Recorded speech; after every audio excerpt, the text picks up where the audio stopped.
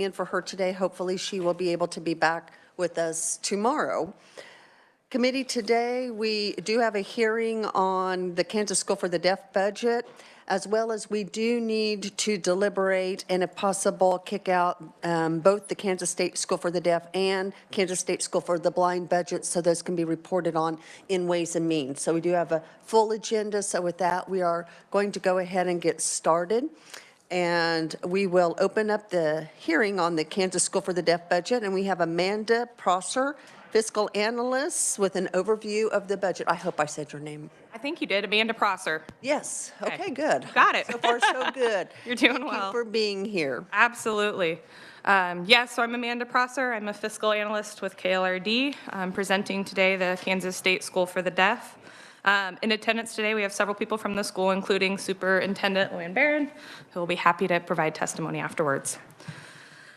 All right, I know you guys have been through several of these, I think. On the first couple of pages, you can see a high-level budget overview of the school. The school provides on-site instruction in Olathe, as well as provides services to students and families in school districts across the state through their outreach program. The school is also the lead agency in administering the language assessment program, which I believe the legislature received an update on January of last year. To discuss the budget with you today, let's look at more of the details starting on figure 4, which I believe, depending on the document you have, it's either 1027 is the page or page 3, depending on what you're looking at. This has the budget summary by category of expenditure. Last session, the legislature approved a budget of just over $13 million, with about $10.3 million coming from the state general fund.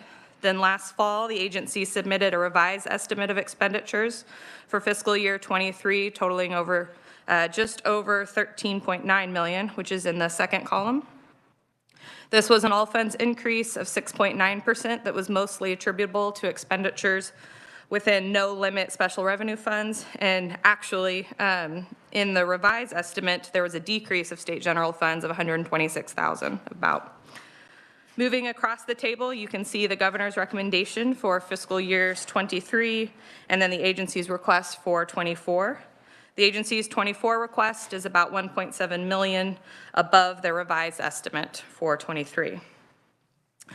The clearest way that I have found to wrap my head around this budget is to recognize that most of what you see in these figures can be accounted for in the school's supplemental and enhancement requests for each year, as they do quite a few. So if you wouldn't mind, if you want to flip forward to figure 8, I believe that's on page 1028 or page 4. Oh, I lied. Go one more. Figure 8 is on page 5, 1029. Here, beginning with the item number 2 of figure 8, you can see that the school is submitting a revised request with a supplemental request of $260,000 of the state general fund to hire 2 school resource officers in the current year. And on item 3, you can see that the school is requesting $100,000 from the state institution building fund to cover inflation and to be added to their base capital improvements budget. The governor's recommendation did concur with the school's requests for the capital improvement dollars, and she gave 2 FTE and partial year funding of $50,000 for startup costs and 2 months salary for the school to hire those 2 school resource officers, so partial year funding. Item 4 of this figure 8, titled All Other Adjustments, is showing that the SGF was lapsed when federal ARPA dollars were appropriated for the language assessment program, which was planned by last year's session. Moving to the right of the number, the increase of $920,000 is expenses within no limit special revenue funds and federal funds. That number includes some of the SGF dollars and an increase in expenditures from their general fee fund as compared to previous estimates. Below the table, you can see additional detail for everything that I just described. But if you want to keep going, I know we have a lot to cover today. If you want to flip to figure 10, I believe that is on page 8 or 1032. This figure outlines the school's summary for their 2024 request. Important to remember when looking at this table for the analysis of this school's budget, but also for any of the KLRD budget analyses that you see. KLRD creates this table beginning with the agency's revised estimate for fiscal year 23 on the top, meaning had the governor and the legislature 100% concurred with the school's revised estimate of expenditures, this would be the starting point for fiscal year 24. For example, if you want to look at item 7, you'll see that the 2 school resource officers that I described earlier. However, you're going to notice now that it says only $13,000. That assumes that the legislature grants their request in 23 to hire these 2 individuals, and then in order to retain them, the school would need a 5% inflation rate adjustment to the base amount of that $260,000 that we mentioned, and that's why you see only $13,000 there. So stepping back, looking through items 1 through 7, this table shows that the school is requesting several staffing enhancements for fiscal year 24. The governor ultimately did not concur with these staffing enhancements, the exception being item 7, which is those 2 school resource officers. And if you keep your eye in the first column, you can see that the agency requests $11.4 million state general fund for 24, and the governor's recommendation concurs with about $10.9 million of that. Looking now to the middle column, you can see that the agency requests several enhancements towards their base capital improvements budget, which all comes from the state institutions building fund, which in this document, it's wrapped up into the title, all other funds at the top. This money is a part of their 5-year capital improvement plan, and for fiscal year 24 totals about $2 million. Lastly, with this table, you can see line 18. This is how KLRD explains the differences between the agency's 24 base requests as it compares to their revised request of expenditures for 23 and their capital improvement enhancements. It's an accountancy balancing act that KLRD does. Within this document, it can make heads spin. It's kind of one to just roll on. Ultimately, though, the school is requesting $15.7 million for 24, including $11.4 million state general fund. It's an all funds increase of $1.7 million, including a state general fund increase of $1.2 million above the fiscal year 23 revised estimate. The increase is primarily due to the enhancement requests, all of which you can see kind of listed in figure 10. The governor concurs with the agency's capital improvement enhancements and the requests for the school resource officers. The governor does not concur with the other staffing enhancement requests, specifically items 1 through 6 in that figure 10. Moving forward in the document, there's several pages that further detail the supplemental enhancement requests for both the current year and the next year. You can also see a brief description of the staffing changes that the school was requesting, and then on the next page, I know it transitions into the enhancements specifically for their capital improvement projects. Kind of pushing through the document, if you're familiar with these, that next to last session is going to be the budget broken down by program, and then at the very back is kind of the condensed version of the capital improvements that we present to Joint Building Committee. And Madam Chair, I'm happy to expand on any of that, or I can stand for questions. Committee questions. Senator Petty. Thank you, Madam Chair. On page, on the figure 10 and those positions 1 through 6, I noticed that one of the items is to increase the salary of lower paid staff. And my understanding is that the School for the Deaf, their salary schedules matches those of the Olathe School District. So would this be out of line with that? Or do you know? I'm not good to answer that question, Madam Chair, but I'm sure the agency can afterwards. I'll ask that of them. Thank you. And I have one more question on that. So that number 5 then, special education teacher of the deaf, is that itself one position or is that more than one position? I see it's one position in the enhancement. Yep.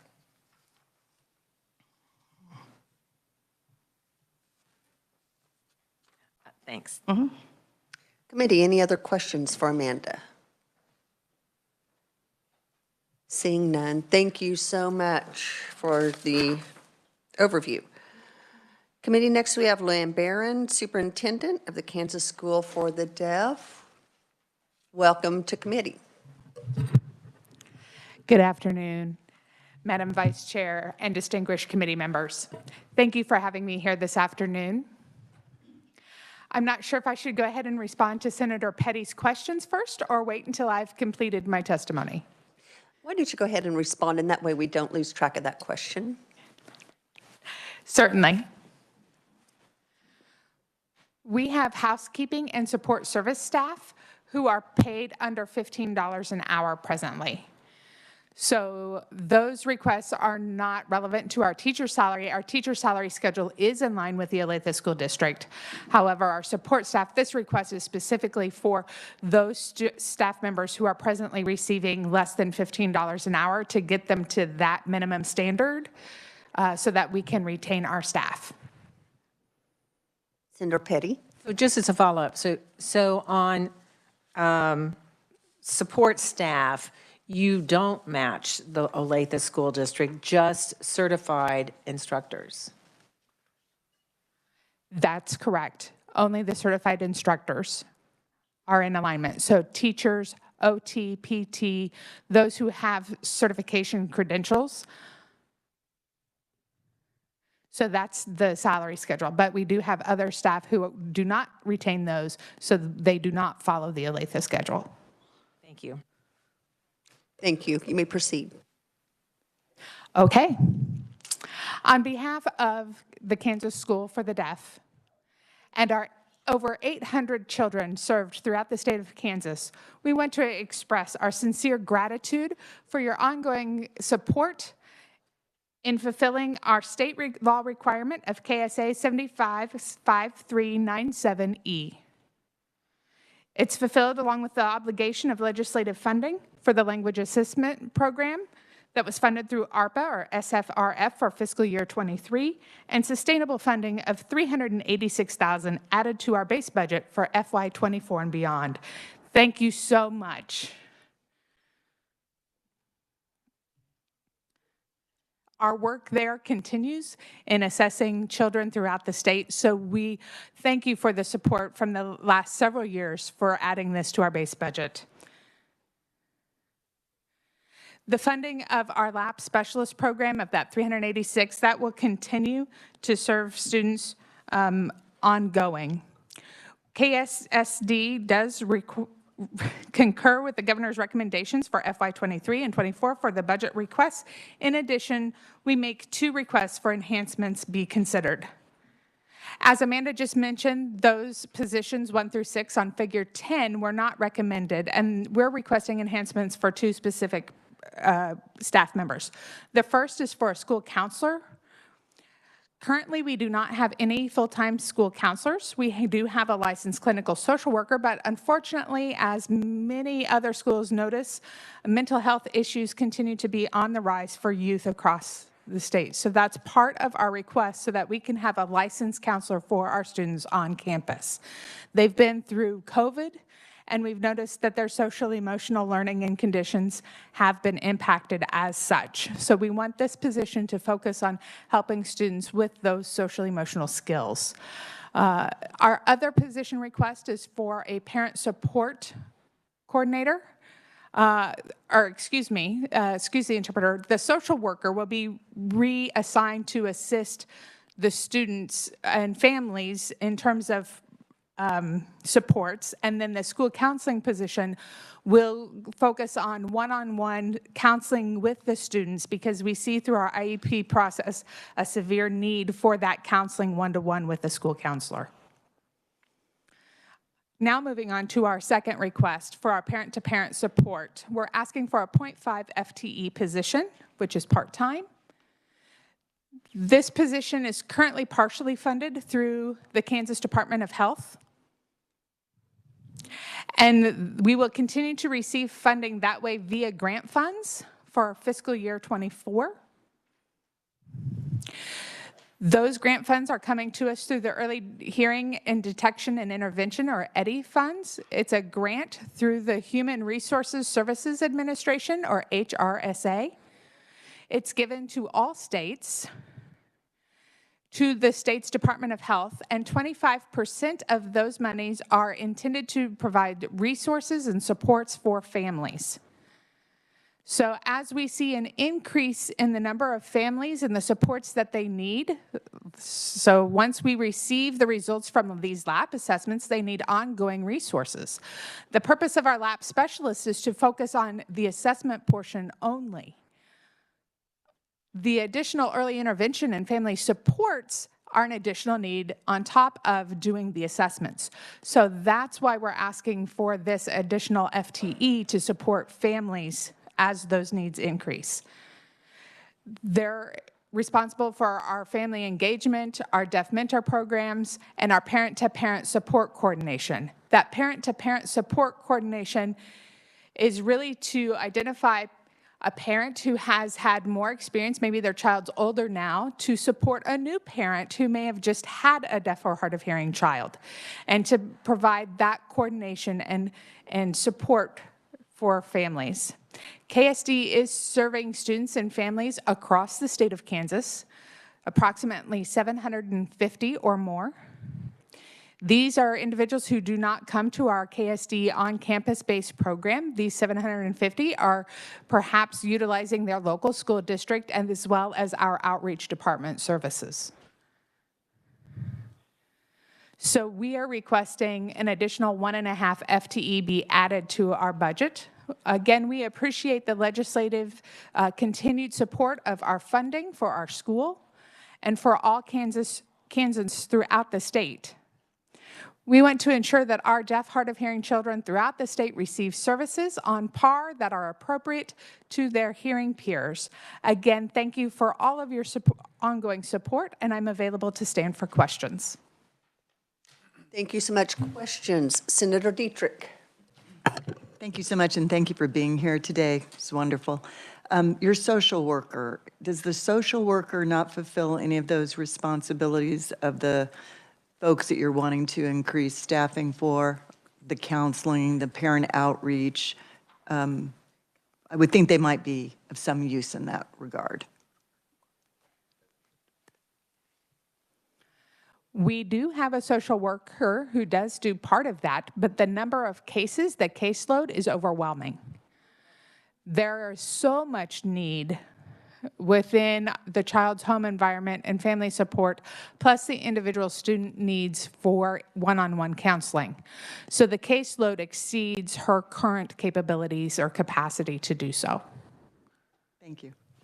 Senator Blasey, then Senator Petty. Thank you, Madam Chair. Not a question, but just a quick note. Thank you so much for everything you do for the students at the campus in Olathe as well as across the state. My grandparents met at the School of the Deaf and were married many, many years ago. My grandpa was from Hoxie, Kansas, and my grandmother was from Hill City, Kansas, south of town. And they met in Olathe, Kansas, fell in love, and had 3 wonderful children who are my aunts and uncles, my mother.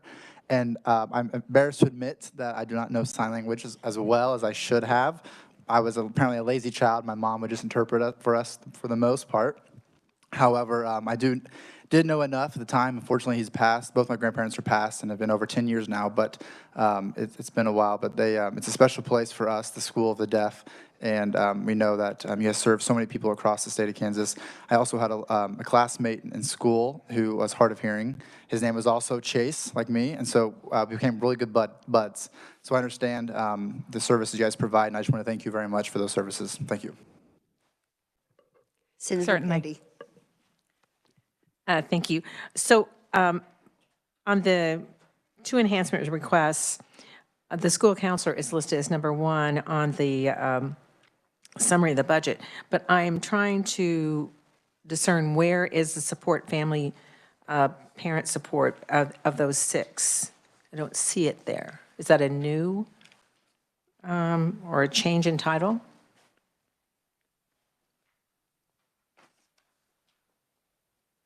That's under outreach 2.5. So it's part of the line item number 3. Okay, so the outreach job, and Originally, I had requested 2.5 FTE for the outreach department. When the governor's recommendations came out that she did not recommend any of those, I assessed our priorities. I knew we had funding through the Department of Health partially, so that's why I decided to go ahead and ask for the enhancement of a 0.5 position for the parent-to-parent support coordinator. so the health department is funding 1 position, and now you're asking for 1.5 positions to be. No, Okay, I the want to Department understand of it. Health, let me explain. So the Department of Health funds a little less than a 0.5 FTE. I'd say maybe 0.4. The needs have grown in terms of the number of supports needed. So I'm asking for an additional 0.5 for that position so that we can change that position from a part-time position to a full-time position dedicated solely to parent support. And I am not trying to be dense here, but so are we talking about 1 position and increasing it to fully fund 1 position, or now fully fund 2 positions?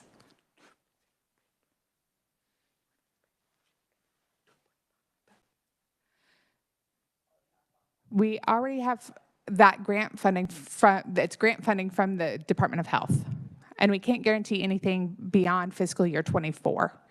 That's why I'm asking for the 0.5. So on line item 3, you see 2.5. It's that 0.5 that I'm asking for, not the 2. So that 0.5 will come to us. So from this enhancement request, I'm requesting 1.5 total. 1 is the school counselor. The 0.5 is the parent-to-parent support coordinator. Thank you for clarifying that, because I was putting the 1 under counselor, just as it is already listed, and I kept hearing 1.5, so I was thinking 1.5 was for the outreach as well, but we're just talking about 0.5 for the outreach job. That's correct. Thank you. Senator Sykes. Thank you. Thank you for clearing that up. I was doing the math too. And for that 0.5 enhancement, that's 30,000 that you're asking for? That's correct. Thank you. Committee, any other questions? I do have a quick question on the school resource officers. Do you currently not have any resource officers? Can you kind of speak to the need to go to 2? Certainly. We currently do not have any SROs on campus. We just met with the Olathe Police Department, and they had grave concerns about the vulnerability of our campus in terms of security. We have staff who sit and watch our camera feeds, but they are unarmed. There's no security training for these individuals. They just monitor our cameras to ensure nothing's happening on campus. So the Olathe Police Department recommend that we must have an additional layer of security on campus, and they strongly recommended an SRO because we do not have a fence. We're wide open near downtown Olathe. The reason for 2 SROs is so that we can have coverage of first and second shift. The reason for a second shift officer is because we have students on campus who reside in the dorms during the week. So those are the students who reside at quite a distance from school, and so they reside in the dorm during the week and go home on the weekends. So we would like to have that evening shift coverage until 10 o'clock. Thank you.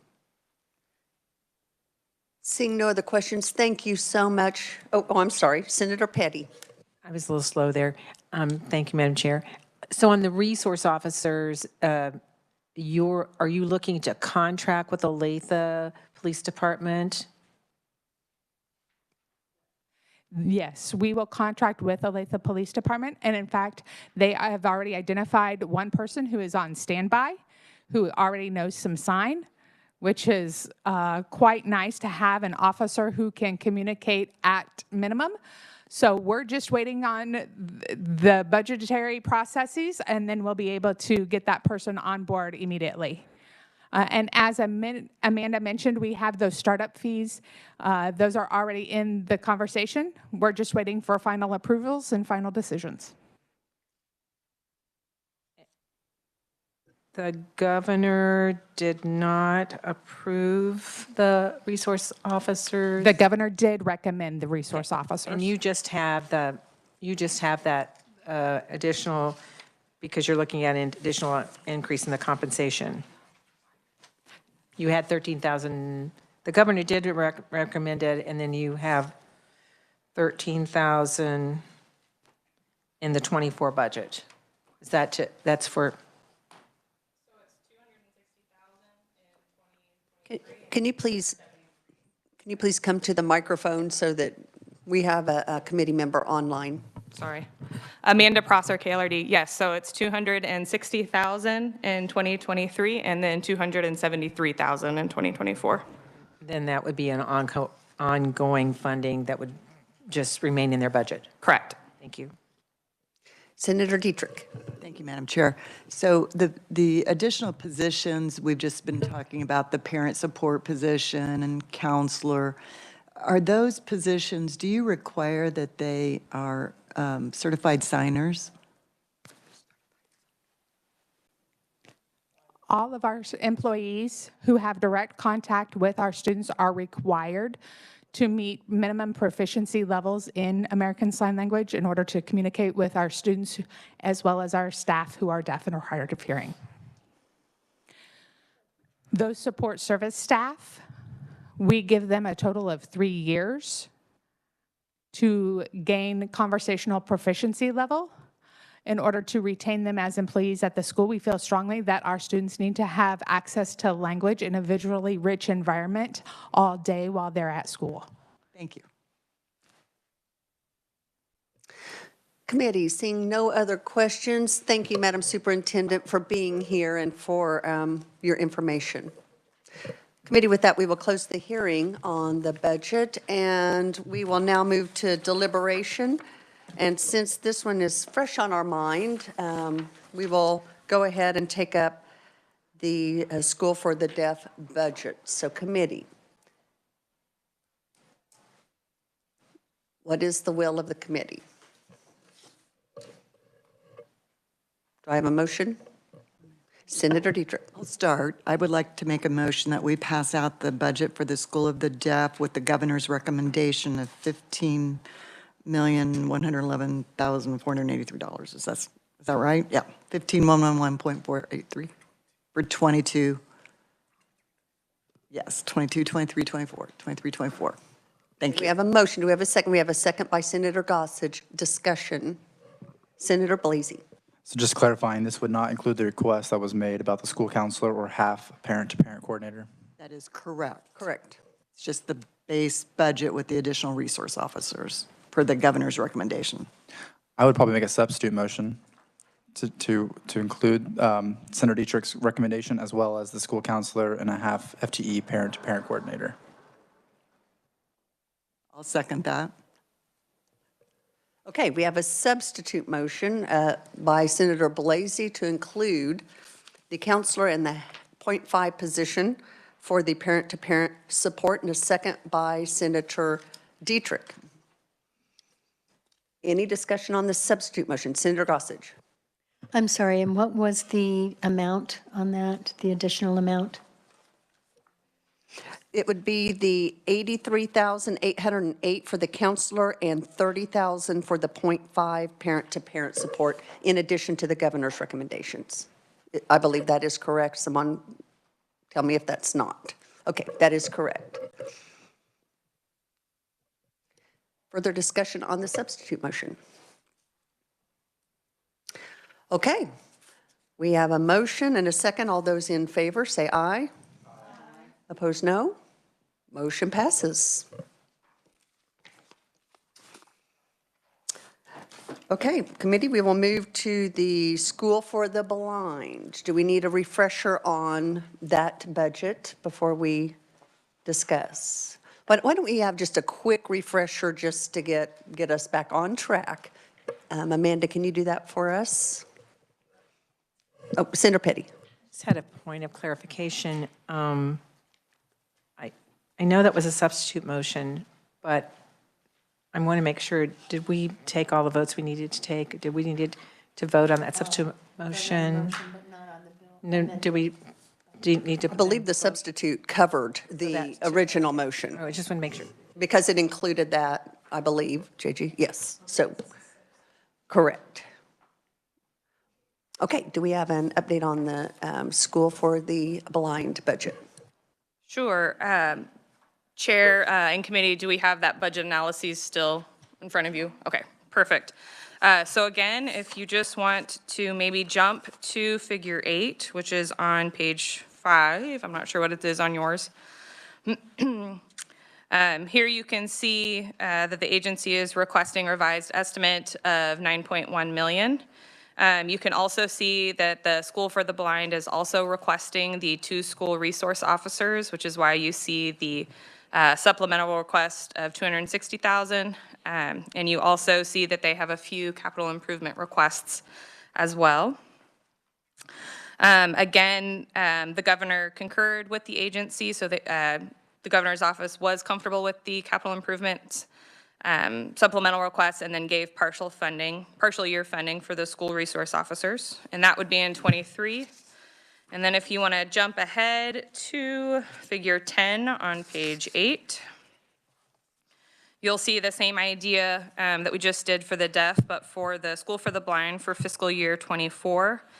Again, it looks like items 4 through 12 here are capital improvement requests, enhancement requests that the governor did recommend. Item 1 was seeking to expand services for their Tiny K program.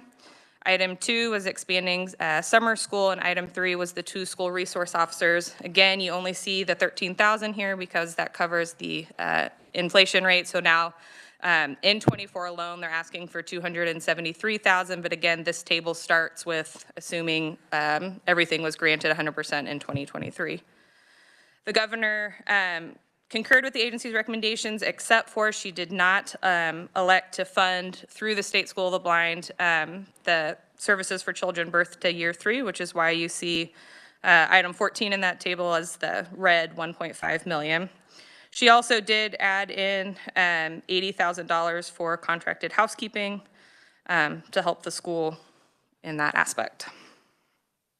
I think that's all. Committee, any questions for Amanda on the budget? Oh, Senator Sykes. Thank you. And for that enhancement on the Tiny K, do they have funding for that through Tiny K? KDHE does get funding through that. Okay, correct. so it's not that if we don't make that, it's already somewhere else in the budget. That is my understanding. Okay, thank you. Senator Petty.